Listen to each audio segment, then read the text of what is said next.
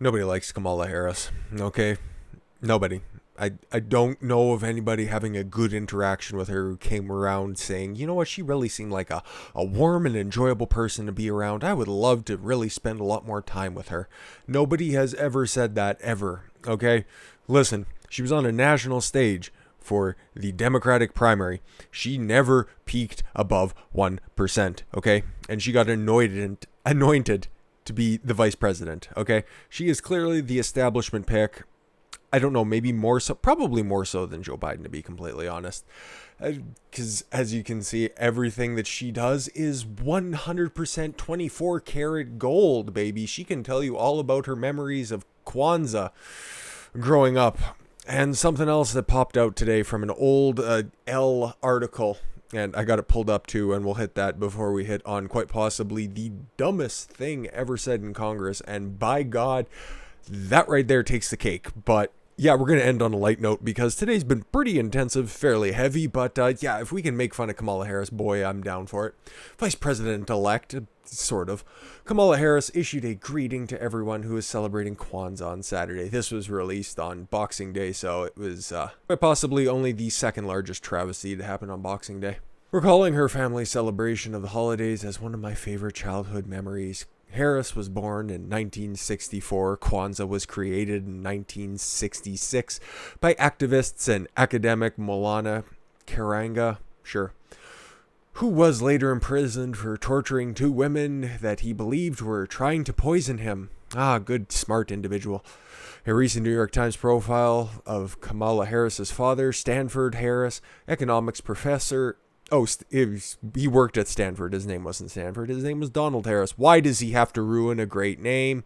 Noted that he and Harris's mother met as part of a circle of political activists in the University of California, Berkeley that helped popularize the new holiday. Members of the study group that drew them together in 1962, known as the Afro-American Associations, would help build the discipline of Black Studies, introduce the holiday of Kwanzaa, and establish the Black Panther Party. Sounds like a really fun fucking time. In her message, Harris said that her family used to gather around multiple generations and discuss the 7 principles, especially the one about self-determination. I'm not even going to pretend to know how to pronounce that. Critics often describe Kwanzaa as a fake holiday, rightly so. Even some on the left have trouble with this holiday, noting that Karanga's past activities to oppose the Black Panther movement through the rival organization allegedly backed by the FBI. The FBI's been corrupt forever. President Donald Trump has also issued Kwanzaa greetings over the years and has displayed a 7-branched Kwanzaa candelabra known as a kinara at the White House. And I'm sure that all of those meetings for Kwanzaa definitely 100% took place, and there was nothing fishy about that. It's not like she originally campaigned on the fact that she was the first half Indian, not feather, dot, and she would downplay her black roots until it was advantageous for her to prominently display that she is half African, or rather half black, because she's half Jamaican, so she's not even African American. But why would you let the facts interfere with a good story? Very touching, and yeah, like I said, I'm sure that these Kwanzaa celebrations every year really took place. Whatever. They probably all gathered around in 1966 when a young Kamala Harris was celebrating her first Kwanzaa, and they all put on Tupac records or talked about how it was unfair that Joe Biden was trying to push desegregation of busing at the time. When you're in the Harris family, you can be a little bit fast and loose with dates, and nobody calls you on it. And speaking of things that definitely 100% happened, Elle has an article, which I referenced very briefly, and she just doesn't look nice in any picture. Like everything looks disingenuous. Like, there's no natural arch to her eyebrows. There's nothing going on with the nose. There's nothing there to really signify that that is a genuine smile. That is the smile you put on when you know that the boss for the job that you're gunning for has walked into the room, and you know that his wife is a little bit fast and loose with their monogamy rules, and you can just suck a dick in order to get a job that you want. What a weird analogy to make in the presence of Kamala Harris. I'll let you guys all connect those dots on your own. We only need to read one paragraph because that is all I think we can physically take without dying of cringe and snapping our own necks. Senator Kamala Harris started her life's work young. She laughs, more like a cackle, from her gut. It starts the way you would with family as she remembers being wheeled through an Oakland, California civil rights march in a stroller with no straps, with her parents and her uncle. And some point, she fell from the stroller. Few safety regulations existed for children's equipment back then. Ugh. Too bad she didn't land head first. Maybe she did, and that's the reason why we have the Kamala Harris we do today. And the adults, caught up with the rapture of protests, just kept on marching. By the time they noticed little Kamala was gone, and they doubled back, and she was understandably upset. My mother tells the story about how I'm fussing, Harris says. And she's like, "Baby, what do you want? What do you need?" And I just looked at her, and I said, "Fweedom." Oh. Oh, it's not a very good web camera. I literally have the douche chills. If she was in a stroller, do you think that she could even grasp the situation that she's in? Do you think that somebody coming up from falling out of a stroller would have the mental clarity to say that they are marching for freedom? That is the same thing that beckoned from those halls in California many, many, many years later, decades later, when she was Attorney General, maliciously keeping people beyond their prison sentence in order to have slave labor readily available to them. Or perhaps freedom is what those people would have been asking for, hence if those truancy laws that Kamala Harris was so vociferously advocating for in order to enforce attendance in California. Oh, she's just a piece of shit. But yeah, like I said, there is nothing organic, there is nothing likable, there is nothing redeemable about her unless you are a total 100% ideologically driven person that only cares about identity politics. Outside of that, there's nothing to like about her. But these are the type of fluff pieces, and understandably, you know what, in complete and utter transparency, this piece was written October 6th, even beforehand. They were already prepping the plate, they being the media, already prepping the plate for the fluff pieces of the future.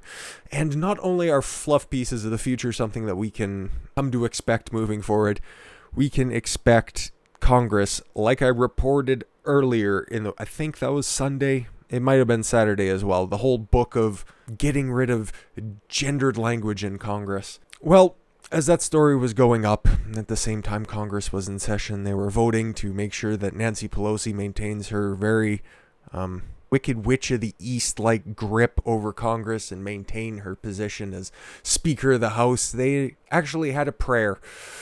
And you guys might have heard of this by now because the story's about a day and a half old. But you know how they ended their prayer? Representative Emmanuel Cleaver closes Congress's opening prayer with "Amen" and "A woman." Oh my god. I forgot, okay? Or maybe I wiped it out like a bad childhood experience with a handsy uncle. But just how rampant the political correctness was under a Barack Obama administration.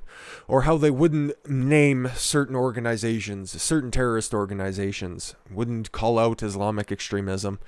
And now it's got a different flavor with the prominent rise of Black Lives Matter and their intersectionality and their critical race theory.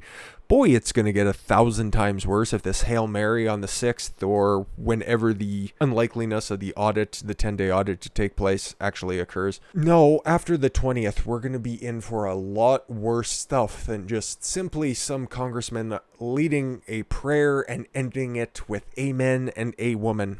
Ugh, I don't know. Tell me which one you cringed most at. Kwanzaa's probably a third one, okay? The Fweedom, or "A woman." I don't know.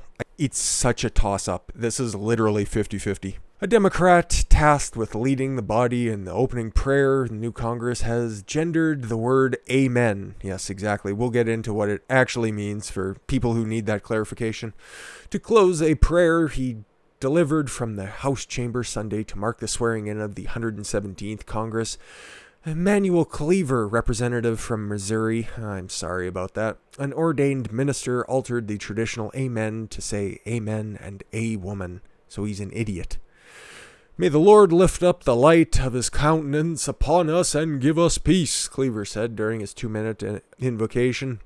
Peace on our families, peace across the land, and I dare ask, oh Lord, please, even in this chamber, we ask it in the name of a monotheistic God, Brahma, and God known by many names and by many different faiths. Amen and Awoman.